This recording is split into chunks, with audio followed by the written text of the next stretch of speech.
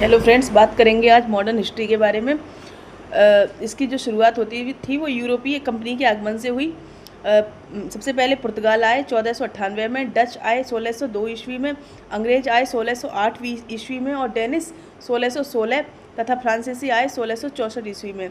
Europe में भारत आने के लिए दो प्रमुख जलमार्ग थे। पहला जलमार्ग था फारस की खाड़ी, जो ईरान और इराक होते हुए भारत को जोड़ता था, और जो दूसरा था लाल सागर मार्ग, जो मिस्र के सिकंदरिया शहर होते हुए आता था।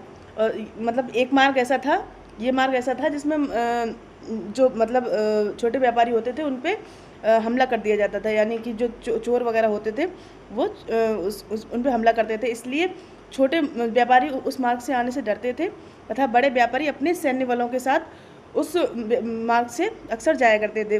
भारत और पूर्वी देशों में गरम मसालों का उत्पादन सबसे अधिक होता था। भारत में गरम मसाले वाले क्षेत्र थे कालीकट, कोचीन, सूरत, भड़ौच और अहमदाबाद। पूर्वी देशों में इंडोनेशिया को मसालों का पुंज कहा जाता था और केरल को मसालों का बगीचा कहते थे, क्योंकि जो गरम मसाले की डिमांड थी वो यूरोप में सबसे अधिक थी।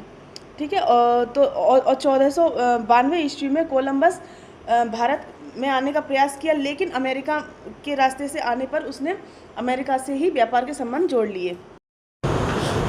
पुर्तगाल टेक्नोलॉजी के मामले में सबसे आगे थे। पुर्तगालियों के पास में तीन विकल्प थे, या तो युद्ध करें, या फिर नए व्यापार की इच्छा छोड़ दें, या फिर नए समुद्री मार्ग की खोज करें। उन्होंने भौगोलिक खोज करी, समुद्री जहाज निर्माण किया और दिशा सूचक यंत्र का आविष्कार किया।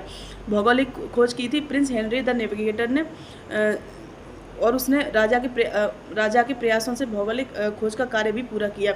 सबसे पहला पुर्तगाली व्यापारी था बार्थोलोमो डियाज, जो कि 1987 में अटलांटिक महासागर से भारत आने की सोचा, लेकिन जो समुद्री लहरें थीं उनसे वो घबरा गया और वापस लौट गया। उसके बाद में एंट्री हुई थी वास्को ड गामा की। वास्को ड गामा 1498 ईस्वी में उसने नए समुद्री मार्ग की खोज करी। इसमें उसको 90 दिन का समय लगा।